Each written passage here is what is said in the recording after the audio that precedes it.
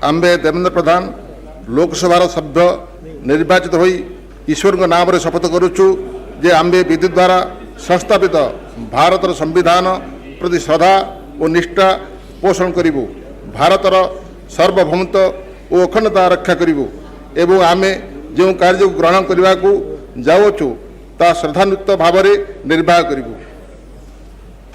पूर्व केंद्रीय मंत्री डॉक्टर देवेंद्र प्रधान का निधन भारतीय राजनीति की एक महत्वपूर्ण हस्ती का अवसान।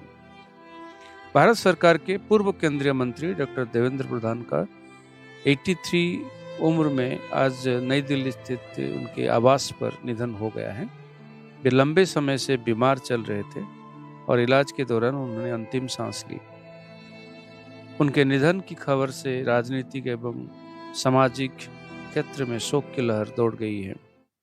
उनके पुत्र और केंद्रीय मंत्री धर्मेंद्र प्रधान, परिवार, अन्य सदस्य, पार्टी के वरिष्ठ नेता और कई गणमान्य व्यक्ति इस दुखद घड़ी में उनके सम्मान में श्रद्धांजलि अर्पित कर रहे हैं। डॉक्टर देवेंद्र प्रधान का जन्म 16 जुलाई 1941 को उड़ीसा के अनुगुल जिले में हुआ था। वे बचपन से ही प्रतिभाशाली थे और शिक्षा के प्रति उनकी गहरी रुचि थी। उन्होंने उड़ीसा और भारत के प्रमुख संस्थानों में से अपनी उच्च शिक्षा प्राप्त की।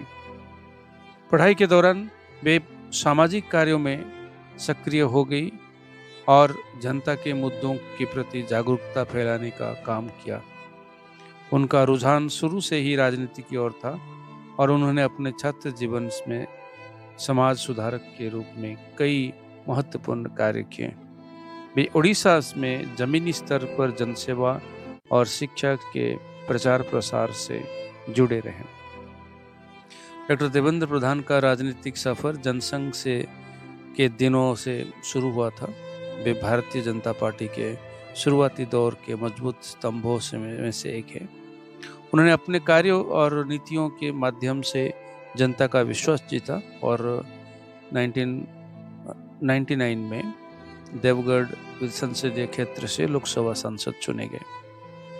लोकसभा सांसद चुने जाने के बाद 1999 से 2004 तक अटल बिहारी वाजपेयी सरकार में उन्हें केंद्रीय मंत्री के रूप में कार्य करने का अवसर मिला। उन्होंने इस दौरान सतह परिवहन मंत्री एवं कृषि राज्य मंत्री के रूप में देश की सेवा की।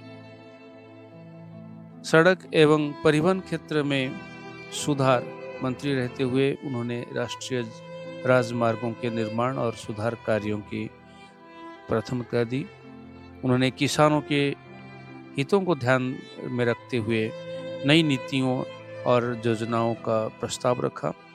उन्होंने अपने गृह राज्य उड़ीसा के विकास के लिए विशेष प्रयास किए थे और कई बुनियादी ढांचों और कल्याणकारी योजनाएं लागू करने में भूमिका निभाई। वे हमेशा अपने क्षेत्र के लोगों की समस्याओं के समाधान के लिए तत्पर रहते थे और उनकी लोकप्रियता इस बात से झलकती है कि वे जनता के प्रिय नेता बने रहे। डॉक्टर देवेंद्र प्रधान का जीवन सरल, अनुशासित एवं सेवा भावना से परिपूर्ण था। वे एक सख्त, अनुशासन प्रिय और ईमानदार नेता माने जाते थे। उनके पुत्र धर्मेंद्र प्रधान वर्तमान भारत सरकार में केंद्रीय मंत्री हैं, शिक्षा मंत्री के रूप में कार्यरत हैं। धर्मेंद्र प्रधान ने अपने पिता के मार्गदर्शन में